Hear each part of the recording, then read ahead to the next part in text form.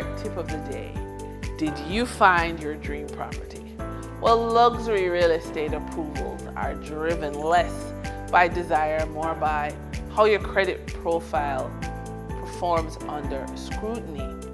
For luxury property, if you're a member of the diaspora, if you're planning for retirement, or you just want to have your dream property, the lenders are going to assess you very different.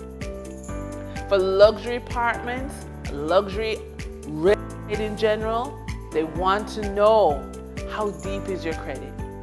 How can you be consistent with payments? What is your other debt exposure? And can your income be durable? It's not just strong earnings. Lenders want to know what happens if one earning stream is different, so that's stability. They want to know how you spend, so they check your credit report to see restraint. And they need well-documented history. And that's going to show that you can manage long-term ownership. So when your credit report shows that you are credible, that you are calm, and that you can manage money, your luxury property, your dream property, becomes a strategic decision and not a long shot or a hope.